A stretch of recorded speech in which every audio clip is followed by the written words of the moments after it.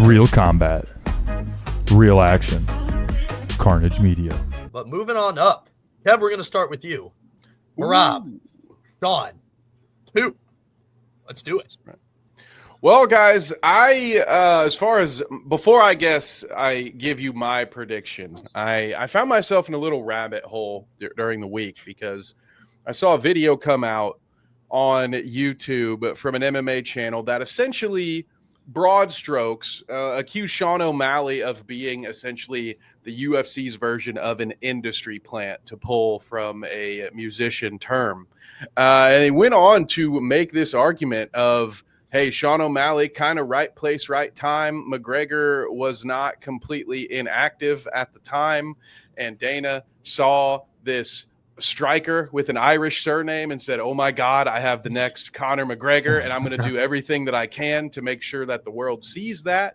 He then went through the different matchups in Sean O'Malley's career, and there have been a few that seem like they were slanted a little bit in his favor, potentially. But so anyway, I dove down this rabbit hole and started looking into it. I think even Aljamain, when Sean called him out, Aljamain was saying stuff like Uncle Dana can't babysit you anymore and stuff like that. So even other fighters have accused this of being a case. And, I started thinking about the fact that we haven't seen Sean since the last time he fought Merab, and how frequently do any UFC fighters get that treatment where you lose the title fight, you just get the rematch without having to fight anybody else. So I was wondering what you guys thought about, maybe not necessarily, because I don't want to take anything away from the dude's talent. I mean, go pull up his highlights. You can see that he's done some really great things in the octagon. But do you think there is something to this idea that the UFC really, really wants Sean O'Malley to win as much as possible so they can – we talked about it before, that there's not really a face for the brand right now there. And I'm sure they would love it. I don't know if they would hate it if it became Sean O'Malley. Do you think they're trying to manufacture that at all? Yes, 100%. Sean O'Malley is a manufactured star. You hit the nail right on the head there. I've always thought that. He's got a lot of great fights. He's got face tattoos. He's got colored hair, a social media presence. Like, why would the UFC not want to have that guy as their number one, right?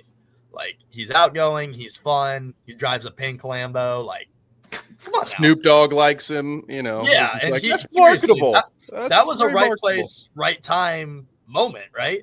O'Malley. Like, everybody's gonna hear that forever now. And like like I said, the UFC wants him to be good. But come on, guys, let's be real. The guy has one title defense. He had one title defense against Cheeto. Not to throw a dig at Cheeto, but we all know he was only there because the UFC was like, hey, this Sean guy has one loss. Hey, that guy's still in the top 10. Hey, let's do this before we have to book him against Merab and lose a ton of money. That's exactly how that board meeting went. Yeah. Oh, for sure. Nothing to take away from Sean. Sean's like, he's one of my favorite fighters. I love watching him when he gets one of the best strikers out there and carries heavy hands for his weight class. But I can see the UFC favoritism in the sense of I think they pulled some strings with Jan, because I don't know if he beat Jan. Yeah. I remember that was in Abu Dhabi, so it was like a lunchtime card. So I was sitting at B-Dubs watching that fight like, okay, there's no way, dude. Like, there's not a chance Sean won that fight. And then they split decision, Sean. And I was like, huh? Yep. Huh? Yeah. Like, kind of pushing the narrative there for Sean. Yeah. I mean, he's a recipe for great marketing. Like, yeah. He's flashy. He's a talker. Like you said, people love him. I mean, I love him. I'm a fan. But he's just not the most complete fighter. He sucks against wrestlers. Yeah. I know a thing or two about that. And Sean is a much more accomplished jiu-jitsu guy than a lot of people give him credit for. Like, he has a jiu-jitsu win over Takanori Gomi, one of the best Japanese guys ever. But, like, it doesn't show. Like, and especially against a guy like Merab, he's not gonna get tired and he's not gonna stop coming forward. Like you have to be comfortable off your back foot if you're gonna fight against Merab. It has to happen. What happened in the first fight?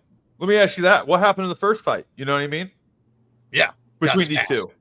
Got smashed. Got smashed. Yeah, Merab just manhandled him, kept taking him down, all the control. But I will say, I was watching UFC Countdown and they're doing some flashbacks, and Sean had some nice teeps to the body that actually you can see visibly affected Merab. So I wonder if that's going to be his game, is really focus in on that body, hit them teeps, hit the body in the beginning, just be more reserved for the first couple rounds to slow him down so he can exchange his, like, getting his distance and getting his at Merab at the end of his punches. So it'll be interesting to see. You know Merab's coming. He's not changing his game plan. He fights the same every single time. And he's got one of the best coaches in the game in Ray Longo in his corner. Like, yeah. Well, Yeah. I will give Sean a little bit of credit here because it's always hard to beat a fighter twice. It is, unless you're John Jones and going against DC. I had to throw that in there. Sorry.